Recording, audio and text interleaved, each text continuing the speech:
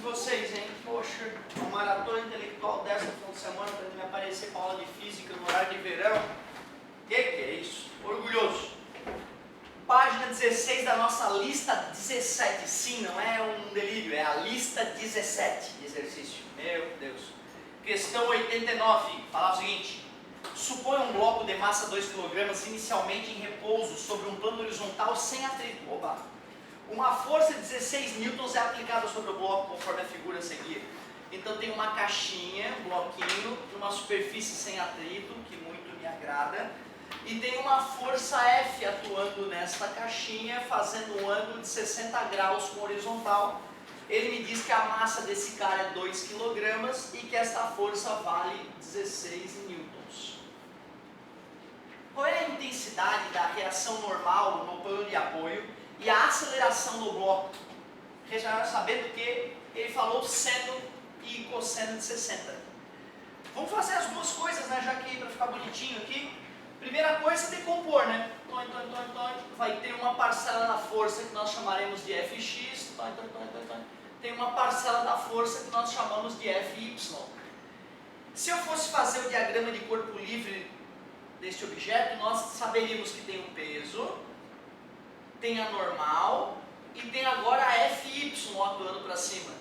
Enquanto no eixo X só tem a Fx. Esse corpo não está nem subindo nem afundando, ele está parado no eixo Y. Portanto, eu sei que a força resultante no eixo Y tem que ser zero. Portanto, eu sei que as duas forças que atuam para cima tem que ter o mesmo módulo da força que atua para baixo. Então, se eu quiser calcular a força normal, é só pegar o peso e fazer menos Fy. Peso é m vezes g. Ele não falou a gravidade a ser usada, falou 10 metros por segundo ao quadrado. M vezes g. A massa é 2, a gravidade é 10, 20 newtons. Quem é Fy? Fy é F vezes, sem ângulo, seno de 60. O F é 16 e o seno de 60, o problema nos sugeriu usar 0,85. Fy é igual 85 vezes 16, 30 foi 3, 48 mais 3, 51.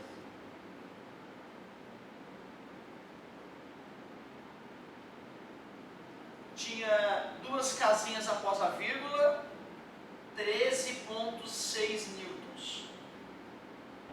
Já que eu achei o Fy, que é 13,6 newtons, eu descobri a força normal, 6,4 newtons, que não era o problema, né? O nosso problema era na aceleração.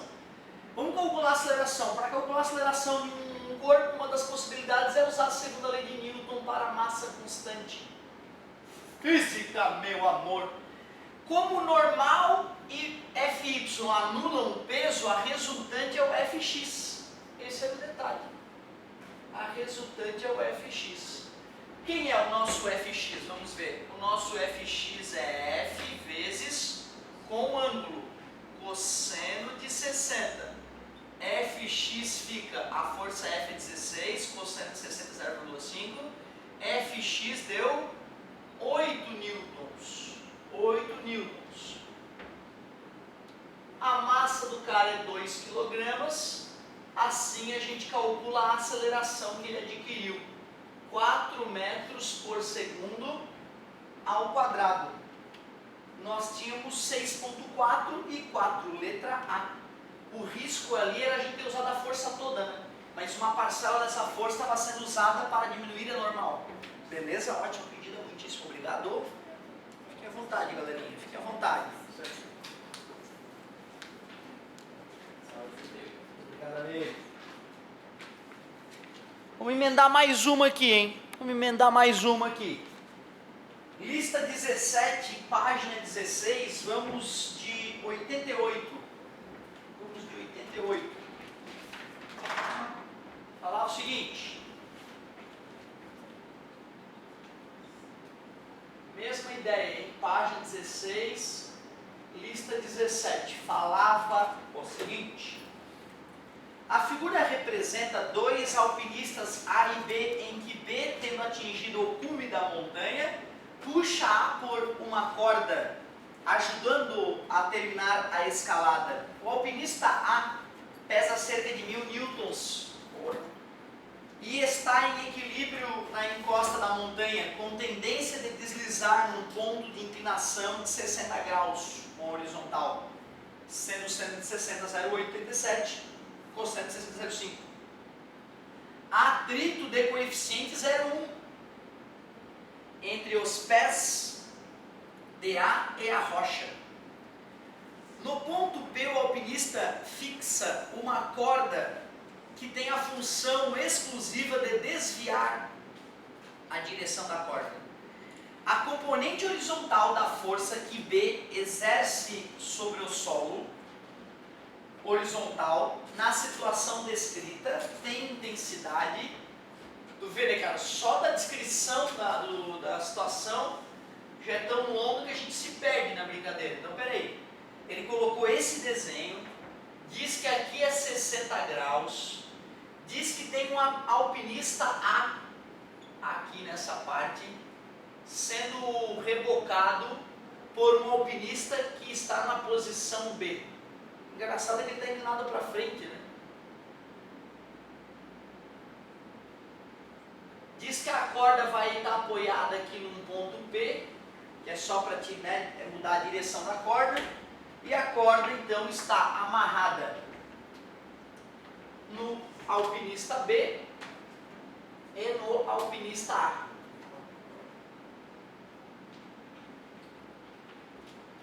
Ele disse que o alpinista A pesa 1000 quilos, peso do alpinista A 1000 newtons, desculpa, 100 quilogramas aproximadamente.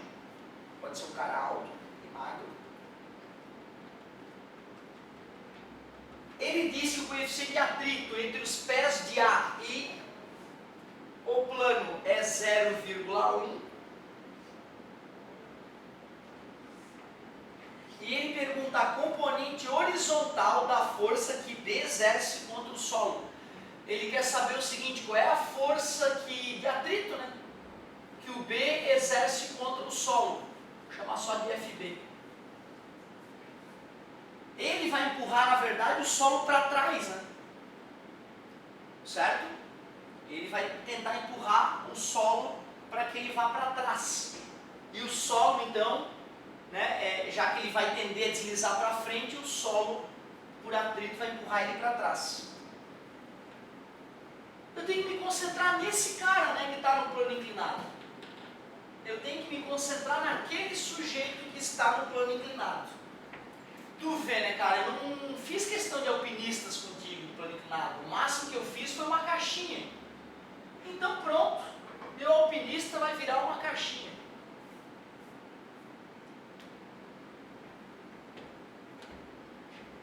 Agora só tem uma coisa que eu me preocupo. Será que esse alpinista A vai se fazer arrastar pelo alpinista B? Ou será que ele vai caminhar e vai usar o atrito a seu favor? Essa é uma questão interessante, né?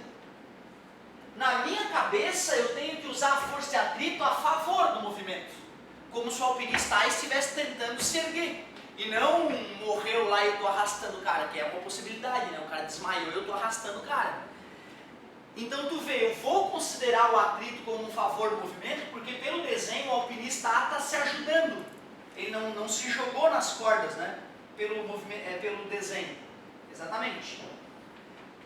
Mas pode não ser, pode, né? Ele não me falou se o cara está sendo arrastado ou não. Ele não me falou. Perigoso isso. Então vamos lá. Como é que brinca com o plano inclinado? Não se esquecer, tem uma pontilhada paralela e uma pontilhada perpendicular. Desenhamos o peso. O peso nesse caso é vertical para baixo. E vamos decompor o peso. Esse peso então vai ser decomposto em Px e Py. O ângulo está sempre entre P e Py. Quem é o Px então? É P vezes seno de 60 Px vai ser igual a 1000, que é o peso do alpinista que está no plano inclinado. Ele pediu para usar o 160 como 0,85. Px igual a 850 newtons. Quem é o nosso Py? É P vezes cosseno de 60. O P vale 1000, o cosseno de 60 é 0,5. Portanto, Py igual a 500 newtons. O Py é que vai gerar a força normal. E é através da força normal que nós podemos calcular o atrito. Força de atrito é μ vezes a normal. A força de atrito, seja a favor ou seja contra o movimento, ficaria 0,1, que é o coeficiente de atrito, vezes a normal, que nós acabamos de calcular aqui, 500. Então a força de atrito fica 50 newtons.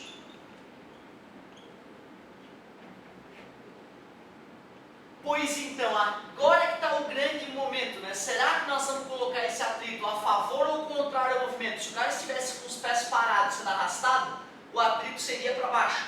Como eu acredito que ele está colaborando com o outro alpinista que chegou primeiro, eu acredito que ele vai caminhar e usar o atrito a favor do movimento dele.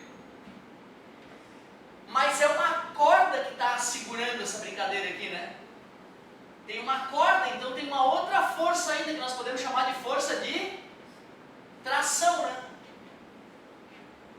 Ele falou como que esse cara sobe, deixa eu ver, o alpinista está em equilíbrio, em equilíbrio. Quando ele fala que o alpinista está em equilíbrio, quer dizer que a força resultante é zero. Se a força resultante é zero, eu poderia escrever a seguinte equação. A força maior eu estou dizendo que é a tração, né? A força menor é a fática, é o atrito. Então, olhando para esse eixo, que eu chamei de eixo X, olhando para o eixo X no plano inclinado, já que a força resultante é zero, eu diria que as duas forças morro acima, tração mais força de atrito, é igual à força que atua morro abaixo, que é o Px. A tração na corda que sustenta o alpinista, então, tem que ser igual força de atrito, 50, igual Px, que nós vimos que é 850, mais passa para o outro lado, menos 850 menos 50, a tração na corda é 800 newtons. Se a tração na corda é 800 newtons, esse sujeito, se eu fosse fazer o diagrama de corpo livre nesse alpinista B, eu diria que tem o peso, tem a normal, tem a força de tração na corda e se ele está parado tem um atrito. Essa força de atrito dele contra o chão, que é o que ele me perguntou, tem que ser a própria tração na corda. Portanto, a força que ele me perguntou deve ser 800. Cuidado! Se esse sujeito desmaiou ou está sendo arrastado pelo outro, o atrito seria no sentido oposto. E aí os 850 se somariam com os 50 para dar 900. Eu acho que é a parte perigosa da questão. E não tem nenhum nem outro.